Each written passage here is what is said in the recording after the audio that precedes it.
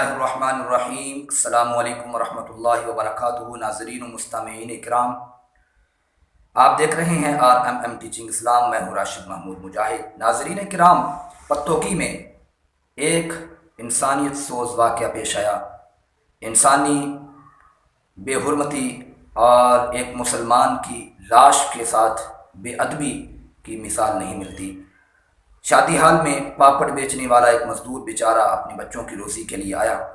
براتیوں نے اس کو اس قدر مارا، تشدد کیا کہ وہ جان کی بازی ہار گیا۔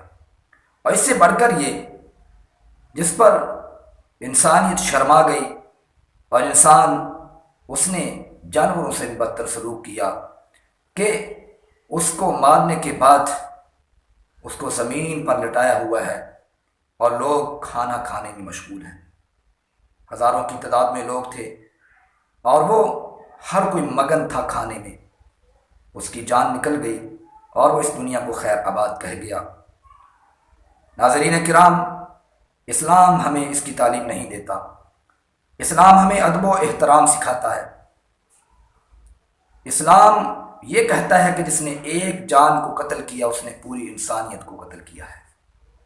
جس نے جان بوجھ کر کسی کو قتل کیا، فرمایا اس کا ٹھکانہ جہنم ہے اور اس میں ہمیشہ رہے گا۔ اللہ کا غضب بھی ہے اس کے لیے اور اس کے لیے دردناک بہت بڑا عذاب بھی تیار کیا ہے۔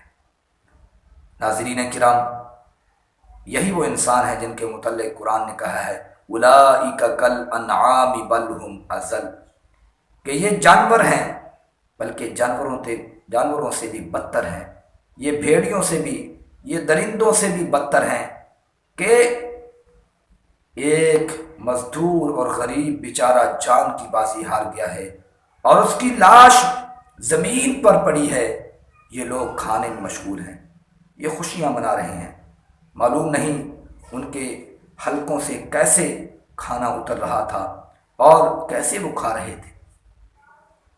کس قدر انسان بے حس ہو چکا، کس قدر اسلامی تعلیمات کو فراموش کر چکا اور دنیا کی دوڑ دھوپ میں موت کو بھول چکا ہے۔ موت تو ہر کسی کو آنی ہے، خاتمہ ہر کسی کا ہونا ہے۔ جو انسانوں کے ساتھ ایسا سلوک کرتے ہیں یقیناً ان کا خاتمہ بھی اچھا نہیں ہوگا۔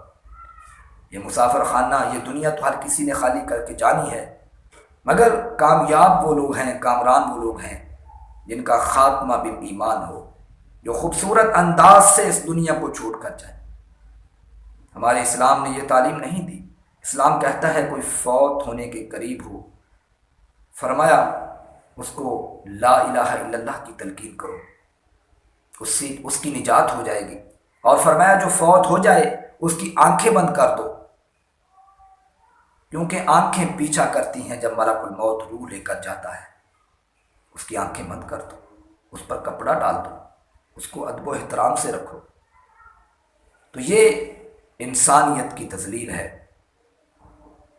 ایسے لوگوں کو سزا بھی ملنی چاہیے جو اسلام جیسے عظیم دین کو بدنام کرتے ہیں اور اس قدر بے خوفی سے انسانیت کا قتل کرتے ہیں۔